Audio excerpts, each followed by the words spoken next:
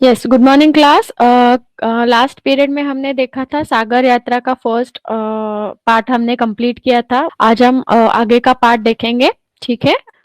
हमने देखा था लास्ट टाइम कि 10 भारतीय लोग जो थे वो भारतीय पूरी दुनिया की सफर करने के लिए निकले थे। एक छोटी सी बोट पर वो निकले थे जिसका नाम था कृष्णा। और वह जो बोट थी, वह जो नाव थी, वो क्या थी? स्वचालित नहीं थी, मतलब ऑटोमेटिक नहीं थी। तो उसके लिए एक पहिए पर हमेशा एक आदमी का रहना, 24 घंटे रहना बहुत ज़रूरी था। फिर 10 लोगों में उन्होंने अपनी-अपनी जो भूमिकाएँ थी, वो बाँट ली थी। उसमें से एक भूमिका का वर्णन भी यहाँ पे किया गया था, जिसका नाम था माँ की भूमिका, मदर वॉच हम जिसको कहते हैं। जो सारे बोट के काम करता था, जैसे कि स्वच्छता रखना, खाना बनाना, बर्तन मांजना।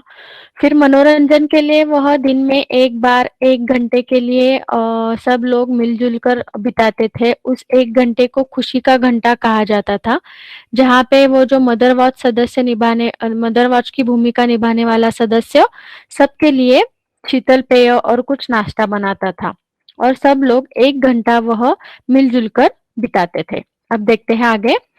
पानी की समस्या। एक बार बौछार आई, मैं बाहर को भागा, अपना शरीर तर किया और शरीर तथा बालों में साबुन लगा डाला। आकाश में बादल जमकर छाए थे और मुझे विश्वास था कि कुछ देर में पानी बरसेगा। अचानक वर्षा थम गई। मैं 5 मिनट और फिर 10 मिनट तक प्रतीक्षा मैंने 5 मिनट और फिर 10 मिनट तक प्रतीक्षा की, लेकिन वर्षा का नामो निशान नहीं था। साबुन की चिपचिपाहट और ठंडक के कारण समुद्री पानी में नहाने का फैसला किया। यह सबसे गलत काम था।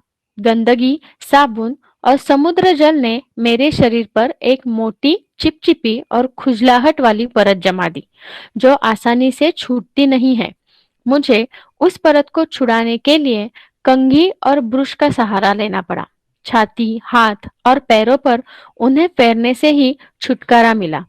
नैतिक शिक्षा यही है कि जब नौका पर स्नान करना हो तो अपने पास पर्याप्त पानी रखो या विशेष समुद्री जल साबुन का प्रयोग करो। समुद्री जल में साधारण साबुन का उपयोग मत करना।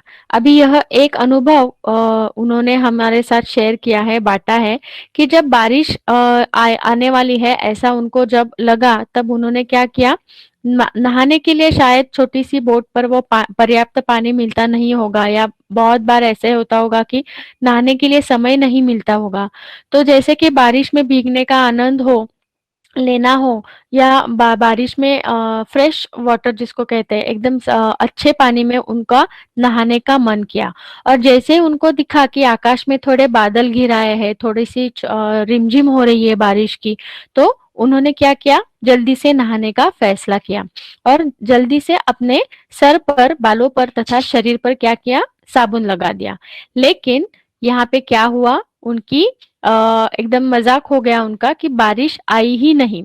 वो साबुन लगाकर वैसे ही 5-10 मिनट तक प्रतीक्षा कर रहे थे। प्रतीक्षा मतलब वेट, हाँ, प्रतीक्षा कर रहे थे, उसकी राह देख रहे थे। लेकिन वर्षा जो थी वो आई ही नहीं। वर्षा मतलब बारिश, और आई ही नहीं। अब क्या हुआ, अब उन्होंने तो साबुन पूरे शरीर पर लगा लिया था, लेकिन अब उसकी वजह से क्या हुआ, साबुन की चिपचिपाहट और ठंडक के कारण समुद्री पानी में नहाने का उन्होंने फैसला किया। अब वो साबुन सारा उन्होंने शरीर पर लगा दिया था। अब उनको वो चिप-चिप होने लगी शरीर पे। तो उन्होंने क्या किया, चलो ठीक है, बारिश नहीं आई, लेकिन मैं अब समुद्र के पानी से जल्दी से नहा लेता हूँ। लेकिन ये सबसे गलत फैसला उन्होंने किया था। क्यों? क्योंकि जो साबुन, नॉर्मल साधारण साबुन होते हैं, उसमें से जो केमिकल्स रहते हैं वो, और समुद्र में पानी में कुछ केमिकल्स रहते हैं, कुछ ऐसे क्षार और ये रहते हैं, चीजें रहती है कि उन दोनों के मिलाप की वजह से वो साबुन उनके शरीर पर से गया नहीं, बल्कि और ज्यादा खुजलाहट वाली, चिपचिपी, खुजलाहट वाली मतलब खुजली होने वाली, और चिपचिपी परत, परत मतलब लेयर, लेयर, तो वो परत उनके ऊपर जम गई और उसकी वजह से क्या हुआ, वो बिल्कुल भी जा नहीं रही थी। अब हम सबको पता है कि समुंदर के किनारे में या समुंदर के आजू-बाजू में वातावरण थोड़ा-सा चिपचिपा रहता है ना? थोड़ा-सा हवा में थोड़ी-सी ये रहती है कि जभी भी हम घूमने के लिए जाते हैं समुंदर के किनारे तो घर आते ही हमको पहले नहाने का मन करता है ना? तो हवा में वो थोड़ा-सा रहता है। तो वो पानी की वजह से और समुंदर के पानी की वजह से और नॉर्मल साधारण साबुन की वजह से वो परत जो थी उनके शरीर पर वो जम गई और वो बहुत कोशिश कर रहे थे कि वो परत जाए लेकिन वो जा ही नहीं रही थी। फिर उसको निकालने के लिए मतलब इतनी चिपचिपी बन गई थी वो कि वो साधारण हाथों से निकल नहीं रही थी। तो फिर उन्होंने किसकी मदद ली? कंघी मतलब कोम्ब और ब्रुश मतलब ब्रश शायद कपड़े धोने वाला ब्रश होगा या कोई ब्रश होगा उनके पास, उससे वो निकालना पड़ा उनका, वो इतनी चिपचिपी हो गई थी उनके शरीर पर। और फिर उन्होंने यहाँ उससे यह क्या सीखा? नैतिक शिक्षा यही है, नैतिक मतलब मॉरल ऑफ द स्टोरी।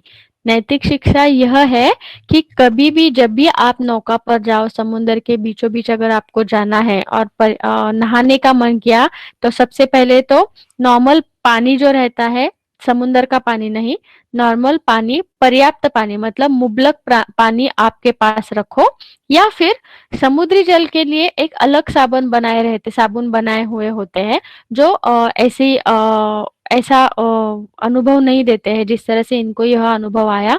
तो वो साबुन जो है आपके पास रखो। यह उन्होंने सीख सीखी।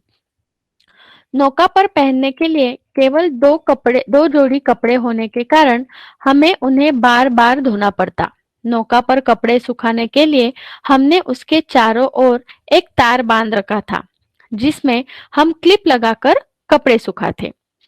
तेज हवाओं के कारण अथवा पाल की रस्सियां बांधते समय कभी-कभी कपड़े गायब भी हो जाते। अब यह भी एक अनुभव उन्होंने हमारे साथ शेयर किया है कि बहुत बार वो तो घूमने के लिए नहीं गए थे, वो तो उनका लक्ष्य क्या था कि पूरे दुनिया का चक्कर लगाना। इसलिए उन्होंने जो ज़्यादा महत्वपूर्ण चीज़ें हैं, वो अपने साथ रखी थी। कपड़े रखे थे, लेकिन बहुत कम, 2 जोड़ी मतलब बहुत कम कपड़े उन्होंने रखे थे। अब वही कपड़े बार-बार वो क्या करते थे? घुमा-घुमा कर पहनते थे और जब वो कपड़े सुखाने की जगह जो थी, वहाँ जहाँ पे वो सुखाने के लिए रखते थे, बहुत बार हवा में जो कपड़े थे उनके उड़ जाते थे। पाल की रस्सियाँ बाँधते समय मतलब पाल मतलब क्या? जो बोट होती है उसके ऊपर एक याट याट पता है आपको? उसके ऊपर एक कपड़ा रहता है जो हवा की दिशा में से बहता है ना? जिस तरह हवा बहती है उस तरह से वो बोट हमको उस तरह से हम चला सकते हैं। तो वो जो कपड़ा रहता है उसको बाँधने के लिए जो रस्सियाँ रहती हैं, उस रस्सियों को बाँधते समय वो कपड़े जो है वो गायब हो जाते थे मतलब उड़ जाते थे। अब हम सबको पता है कि समुद्र में बीचों-बीच कितनी हवा रहती है। तो हवा के कारण वो 2 जोड़ी कपड़े थे उसमें से भी 1 जोड़ी कपड़ा वो उड़ जाता था। तूफानों का सामना। हम सब इस अभियान के खतरे को जानते थे। हमें यह भी ज्ञात था कि शायद हम कभी वापस न लौट सके। शुरू में ही हमें खराब मौसम का सामना करना पड़ा। हम रुकना नहीं चाहते थे। इसलिए मरम्मत का काम चलती नौका में ही करने की ठानी। कैप्टन ऐसे मौसम में 15 मीटर ऊंचे मस्तूल पर चढ़े और उन्होंने एंटीना की मरम्मत की। यदि थोड़ी सी भी असावधानी हो जाती तो वे आसानी से मस्तूल से टपक कर समुद्र की गहराइयों में समा सकते थे। अभी इनकी बोट यहाँ पे दिखाई गई देखो, इतनी छोटी सी नौका है। ये है पाल, ये जो कपड़ा रहता है ये है पाल। और जब उन्होंने शुरुआत ही की थी अपने अभियान के लिए, अपने एक्सपीडिशन के लिए उन्होंने जस्ट शुरुआत ही की थी, तभी उनको इस खतरे का अंदाजा था कि शायद बहुत खतरों का सामना हमें करना पड़ सकता है। शायद ऐसे तूफान में हम आ सकते हैं कि कभी वापस भी ना आए। इन सारे खतरों की मालूमात होते हुए भी उन्होंने यह एक्सपीडिशन करना उनके लिए बहुत ज़्यादा ज़रूरी था और वो बिल्कुल भी रुकना नहीं चाहते थे। अब कोई भी एक्सपीडिशन स्टार्ट करते समय या कोई भी अभियान स्टार्ट करते समय उसकी स्टार्टिंग डेट या उसकी एंडिंग डेट का प्लानिंग करना बहुत ज़रूरी होता है। कैसे भी आज डिसाइड किया कल निकल पड़े, ऐसा नहीं होता। तो इन्होंने जो प्लान किया था, उन्होंने जो डिसाइड किया था, उसका उन्होंने बहुत अच्छे से अभ्यास किया था और उन्होंने फिर यह सोचा कि रुक कर कहीं पे भी ज़्यादा समय ना बिताते हुए हम आगे बढ़ेंगे। अब ऐसे में ही शुरुआत में ही उनको क्या हुआ, एक मुसीबत आई जहाँ पे उनकी नौका को थोड़ा-सा ठीक करने का उनको ठीक करना था। तो उनके जो कैप्टन हैं देखो वो यहाँ पे आके ऊपर मस्तूल पर चढ़ गए, देखो यहाँ पे बैठे हुए हैं। अब चलती नौका में बहुत सारे लहरें आ रही है, शिप जो है उनकी बोट जो है वो बहुत ज़्यादा हिल रही है।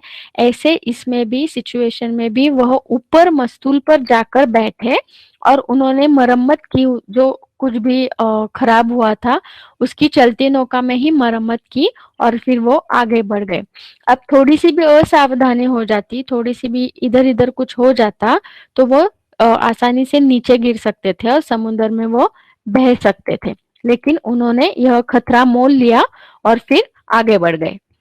मेडागास्कर के पास एक तूफान आया और 12 मीटर ऊंची समुद्र की लहरें हमारी नौका पर टूट पड़ी और उसे पानी से भर दिया। अभियान दल के सदस्य अनेक बार समुद्र में गिर गए, लेकिन सौभाग्य से उन्हें अपने नौका पर खींच लिया गया, क्योंकि उन्होंने नौका से जुड़ी रस्सियों को अपनी बेल्ट से बांध रखा था। अभी यह चित्र बताता है कि कितनी बड़ी लहरें आ रही है और ऐसे ही एक तूफान का सामना उन्होंने कहा क्या, मेडागास्कर नामक एक आइलैंड है, जगह है, वहां के पास एक उनको तूफान का सामना करना पड़ा। और उस तूफान की विशेषता क्या थी कि उसकी लहरें जो थी वो 12 मीटर ऊंची आ रही थी नौका की तरफ। और जब ये ऊंची लहरें नौका की तरफ आ रही थी तो वो सारा पानी नौका में भर भर जाता था और बहुत बार नौका जो है वो समुद्र के पानी से हिलने की वजह से उस पर जो सदस्य थे वो समुद्र में गिर जाते थे। लेकिन उन्होंने सावधानी बरतने के लिए क्या करके रखा था, अपने आप को नौका की रस्सियों से बांध कर रखा था, ताकि अगर वो समुद्र में गिर गए तो फिर भी उनको वापस आसानी से खींच ला सके। अगर समुद्र में बिना रस्सियों के या बिना किसी से गिर गए तो फिर लहरों के साथ कहीं पे पर भी आप बह सकते हैं।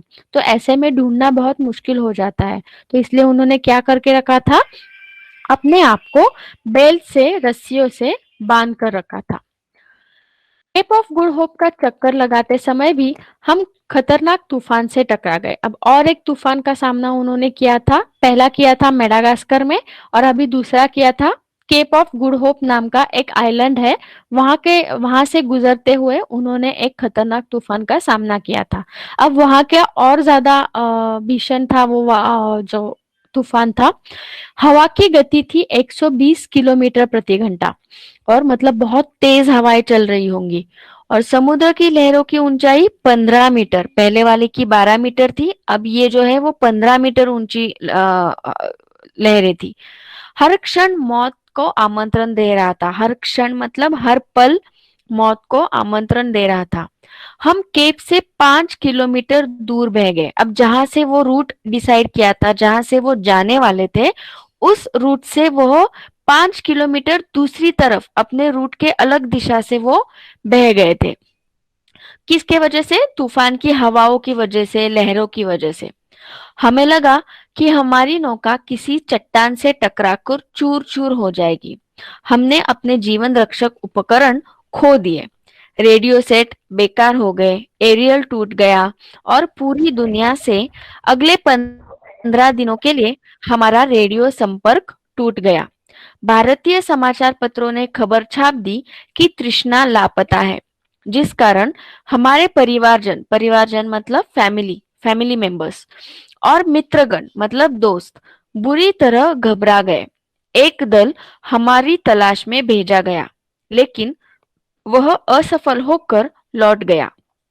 अनुभव बढ़ने के साथ हम नौका को निश्चित राह पर बनाए रखने में सफल रहे। अब ये जो तूफान आया था ये बहुत बड़ा 120 किलोमीटर प्रति घंटा था।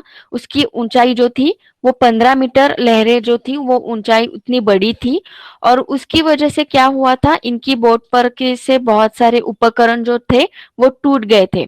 अभी हमने पहले शुरुआत में ही लेसन के देखा था कि रेडियो सेट का सबसे पहले महत्व क्या था कि वो कांटेक्ट में रह पाते थे। वही उनका सेट जो था वो टूट गया था। वो जो बोट के ऊपर जो एरियल लगा हुआ होता है, जो वायर लगी रहती है, एंटीना लगा रहता है, वो भी हवा के वजह से टूट गया था। और इसका परिणाम क्या हुआ, वो पूरी दुनिया से लगभग 15 दिन के लिए कोई भी उनसे संपर्क नहीं कर पा रहा था। तो उसका क्या परिणाम हुआ कि लोगों को लगने लगा कि ये या इनके साथ कुछ अनहोनी हो गई है, इनसे संपर्क नहीं हो पा रहा है, ये लापता हो गई है। इसकी वजह से वो 10 लोगों के जो फैमिली मेंबर्स थे, दोस्त थे, वो बहुत बुरी तरह से घबरा गए थे। लेकिन फिर भी इन सारे समस्याओं का सामना कर कर वो उन्होंने 15 दिन बाद उन्होंने वापस वो जो रूट डिसाइड किया था वहां तक वो आ गए थे। और अपने उपकरण भी शायद उन्होंने ठीक कर लिए थे। और अनुभव बढ़ने के साथ हम नौका को निश्चित राह पर बनाए रखने में सफल रहे। मतलब ये सारे समस्याओं से उन्होंने सीख ली, अनुभव उनका बढ़ा और किस तरह से बहुत जैसे तैसे करके उन्होंने जो रूट डिसाइड किया था उस पे वो वापस आ गए थे। आज हम यहाँ तक देखेंगे। If you like our videos, do share them and subscribe to our channel. If you want awesome quizzes, write to us. Keep watching and keep learning with Walnut.